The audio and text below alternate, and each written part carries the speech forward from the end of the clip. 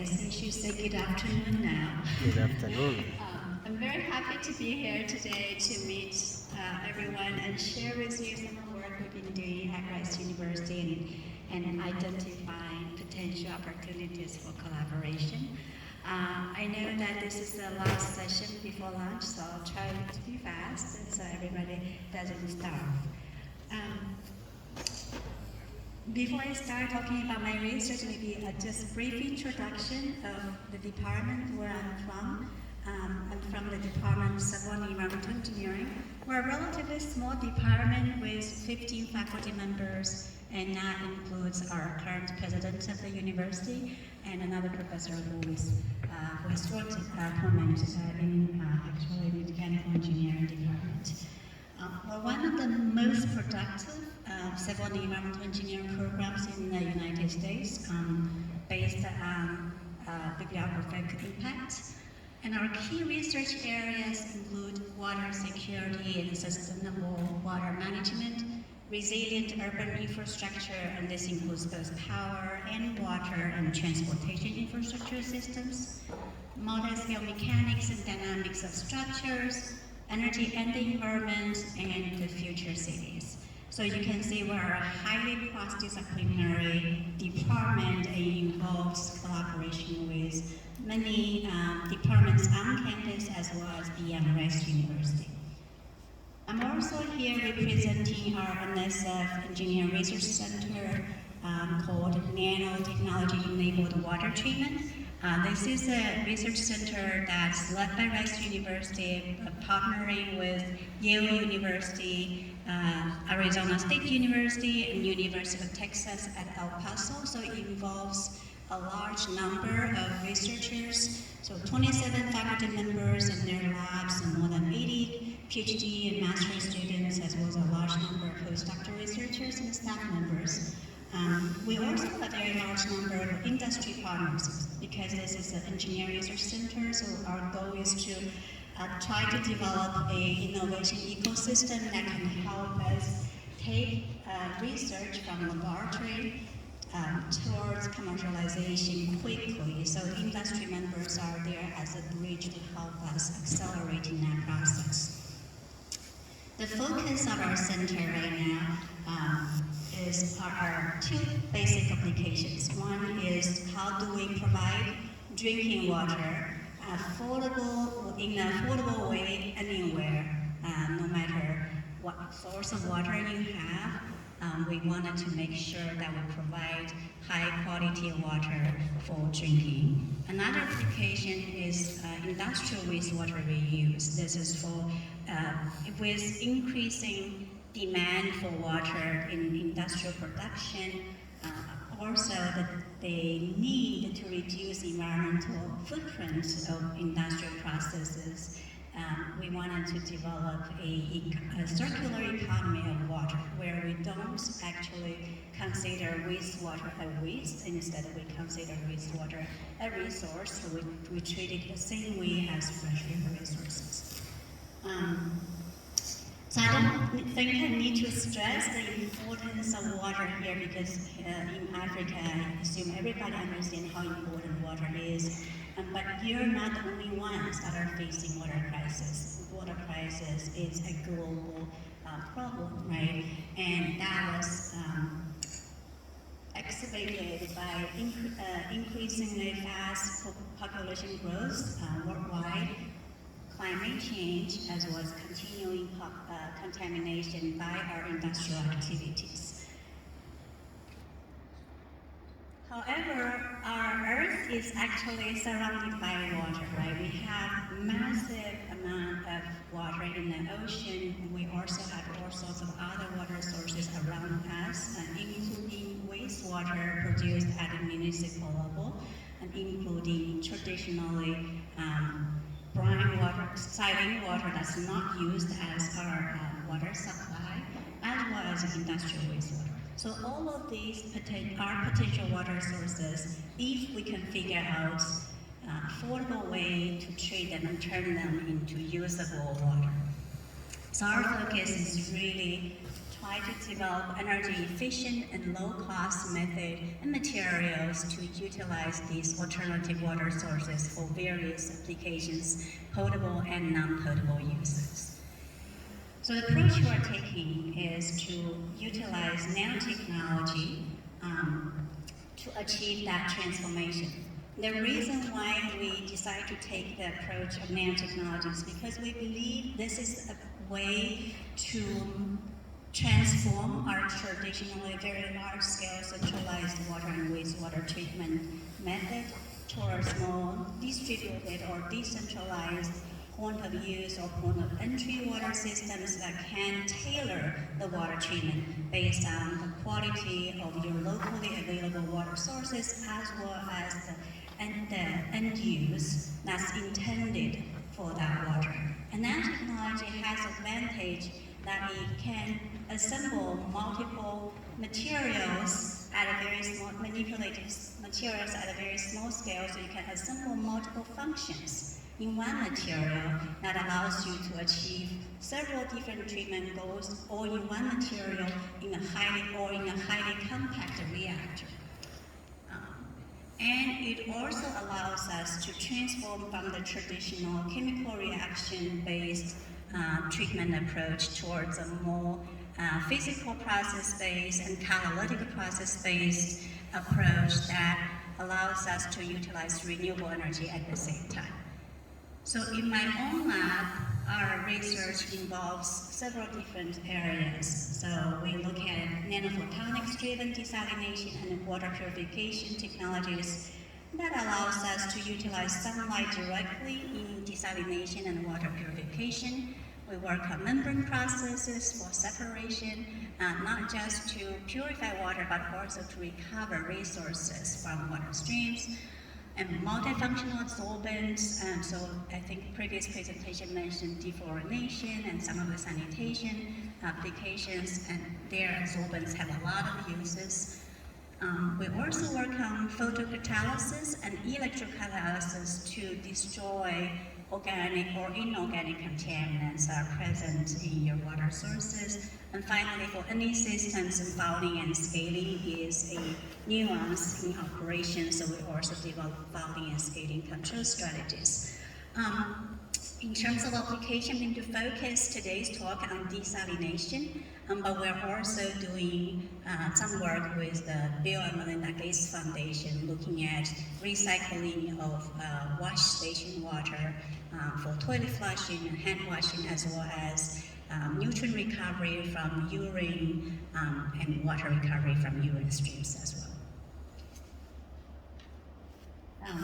So a very important approach we use in our research is really multifunctional nanocomposites, thin films, and membranes. In this work, what we do is, I think Professor Jinlo and Dr. Jiayang talked extensively about nanomaterials.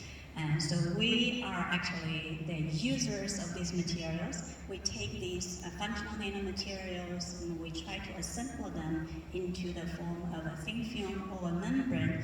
And the purpose is that you can have different functions and synergistically locate these functions next to each other so you can achieve the best treatment performance in a small and highly compact system, or even in one material, such as a membrane. As I mentioned earlier, I'm going to focus today's discussion on desalination. Right? So the challenge in desalination is that it is very important because it's at the center of the treatment needs in using these alternative water sources. Whether you're trying to use brackish groundwater or municipal wastewater or seawater, you always have to desalinate the water. But these waters have very diverse water quality. Some have much lower salinity, such as brackish groundwater. Others are hypersaline, so some of the oil and gas produced water, for example, have salinity level that are many times of the seawater. And so you have to deal with this wide range of salinity level. And right now we use a variety of treatment methods. Some of them aims to remove ions from the saline stream. Others try to squeeze water out of the saline stream. If you look at this plot, we are looking at the low salinity water, right? We primarily use approaches that remove ions from the saline streams. The challenge here is that these existing methods that are used to remove ions from the saline water stream, they lack selectivity, meaning they don't distinguish ions of the same type of charges. So when you are removing ionic contaminants, you are also removing necessary minerals from water. So the ionized water lacks necessary minerals that we humans need for our health. And so that lack of salinity is limiting the wider application of this technology. Now, when you move to this higher salinity range, where you go way beyond seawater salinity, we currently don't really have very energy efficient methods. The most commonly used methods are thermally based methods, right? So basically evaporation, that's what the nature does. Here, the challenge is the very high energy consumption, and the higher TDS we go, the higher energy consumption is, and the more energy efficient methods are usually limited to a lower TDS range. So these two challenges are what we're trying to address in our research. Can we make methods that are currently used to address low salinity water more selective, so we can just take out the ions that cause trouble in our health? And can we make the higher salinity water desalination technologies more energy efficient and more affordable? I showed a map earlier where most of the water stress is experienced. Fortunately, that map also overlaps really well with where we have abundant sunlight, right? So the places where we lack freshwater resources happen to be located in areas there is a lot of solar irradiation. So harvesting energy from the sunlight could be a potential way to address the energy consumption challenge of the desalination method. And that's what we're trying to do, is to use solar energy to drive desalination.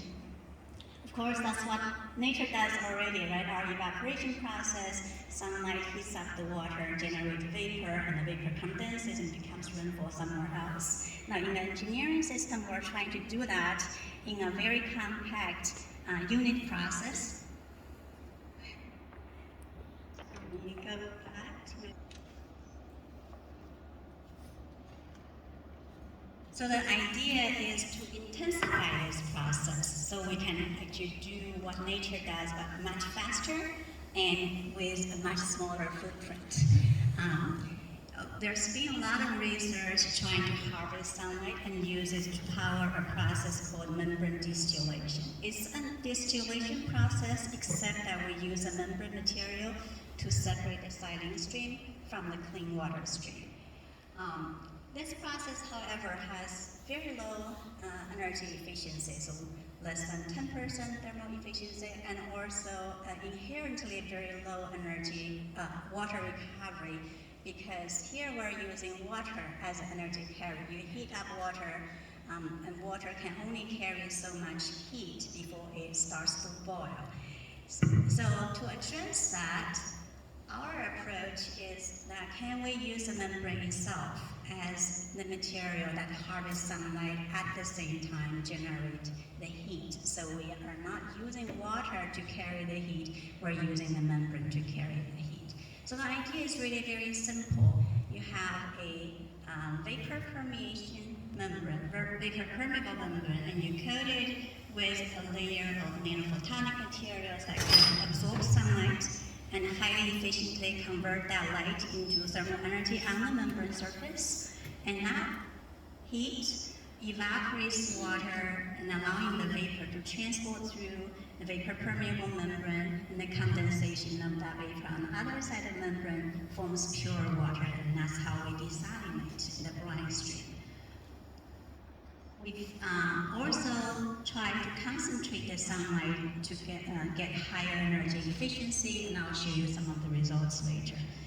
So we've tried different methods to make this membrane, and the simplest is to use electrospinning to make nanofibers that contain nanophotonic materials, and you can manipulate the structure of the nanofibers to either have the nanophotonic materials embedded in the polymeric nanofiber, or you can have a core shell structure where the photonic materials are located on the shell side of the fibers. And they actually give you very different performance. The core shell structure has much better light absorption because it reflects light less, and as a result, heats up the water much more efficiently on the membrane surface. Now, our first generation prototype has been demonstrated several years ago and showed very good performance with more than 99.5 rejection of all salt in the original saline water. However, the production rate of pure water is still very low. We can produce less than 1 liter of water per meter square of the membrane per hour. And this is mostly because sunlight itself is not a very high intensity energy source. It contains less than 1 kilowatt per meter square. So what we did next is try to enhance energy efficiency by designing a multi-effect membrane distillation reactor. This allows us to harvest the heat when the vapor condenses and reuse that heat multiple times in the same reactor to do evaporation. The more times you reuse that heat, the more clean water we can generate using the same amount of sunlight. And so as you can see here, even with only 2 effects, we were able to more than double the water production rates from these systems. So what we're doing now is to go to our second generation of prototype, which uses a spiral wound configuration, which is a lot more compact than the original plate and frame configuration, and tested in a much larger scale. So you can see here we can treat even hypersaline water at a very reasonable cost of about $1.50 per cubic meter of clean water produced. So that's very promising, and we're pursuing this system and this technology also for drinking water applications in distributed systems. So point of use, for example, at a household, as long as you have access to a saline water stream or a wastewater stream, we will be able to produce potable water from that stream at an affordable cost. And Professor Junlo already talked a little bit about this other work where if you need much higher throughput, so for industrial wastewater, you need much higher production rates.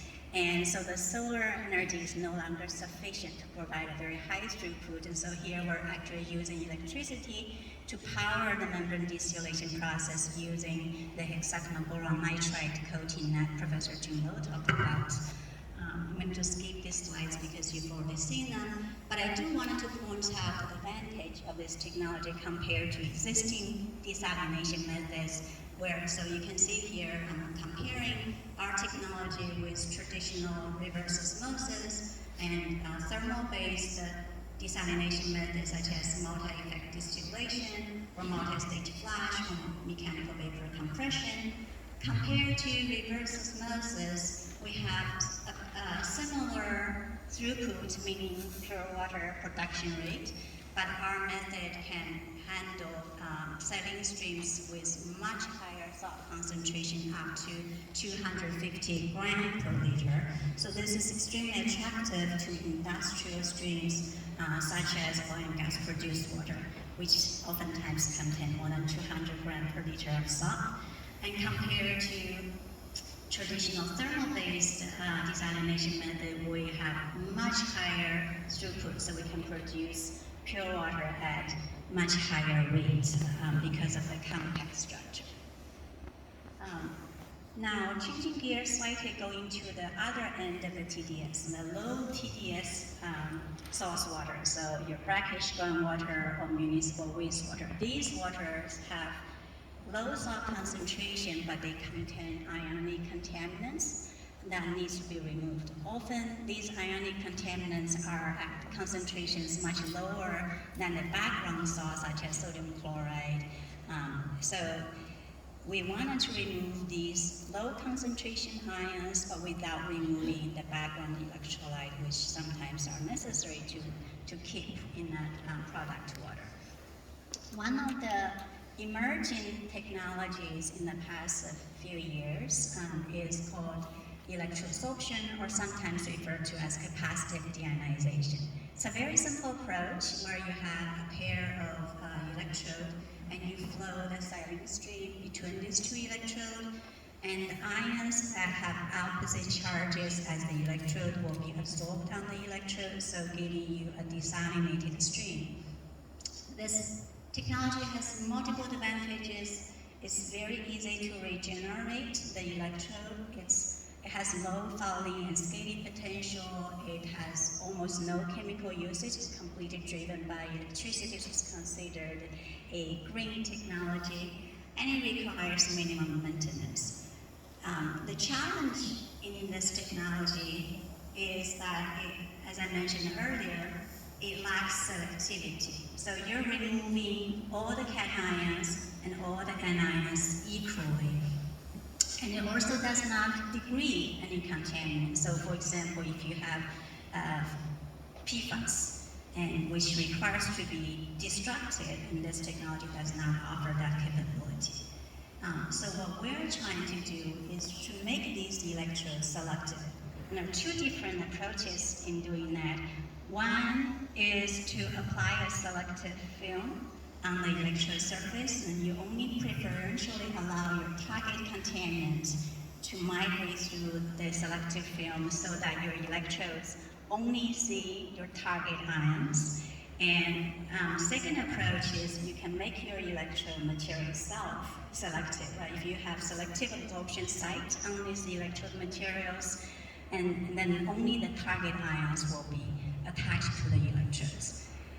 So we've made calcium selective electrodes and sulfate selective electrodes using the first approach, where we coated a carbon electrode with a nanocomposite thin film that selectively allow calcium and sulfate ions to go through, but not so much for sodium or chloride.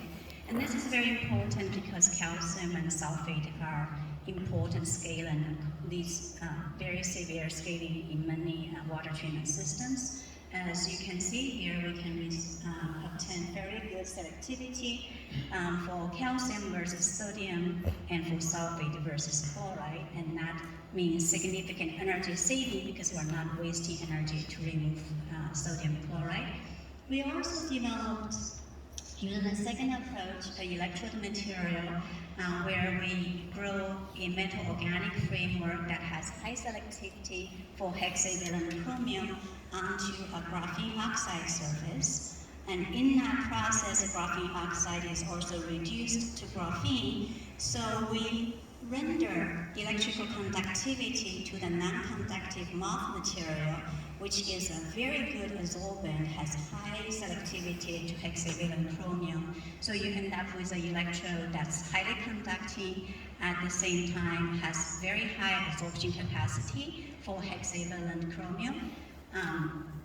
In the end, what you have is a performance that shows very high selectivity for hexavalent chromium compared to your background chloride ion, which has concentrations many order of magnitude higher than the hexavalent chromium. At the same time, once the hexavalent chromium is absorbed on the electrode, their desorption process, where we apply an opposite potential, also reduces the hexavalent chromium to the trivalent chromium, which is non-toxic. So here we're achieving selective absorption and degradation of the hexavalent chromium at the same time by using one single electrode material.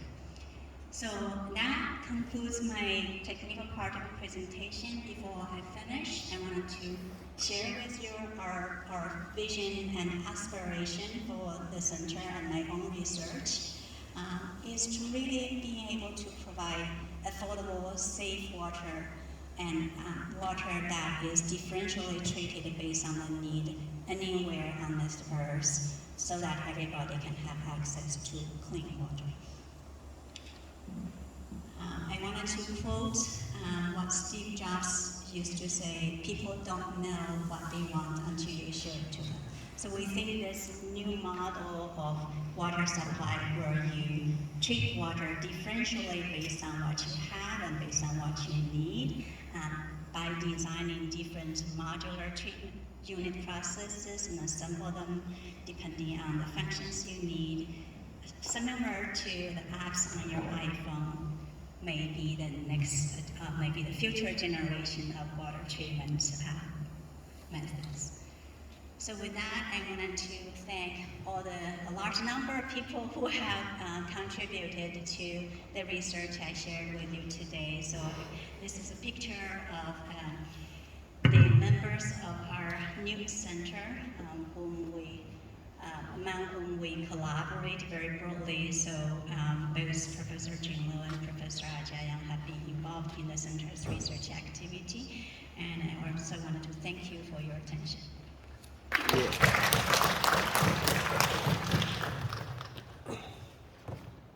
Thank you, Professor Lee, for this nice presentation. I think this university is also strong in the area of water, is it? Water treatment. Huh? So now we find the areas, more areas for collaborations. We are also strength in the area of material sciences, is all the areas. Bioengineering is all the areas. I don't know if they call advanced material science. So, and this audience is getting a lot, and I think you are happy with the presentation. I also saw Professor Gomera in the area of water. So I think there are a lot of areas to collaborate. Now, it's time for Professor Hilonga to first to do the presentation and then to sum up before we go for this round for discussions.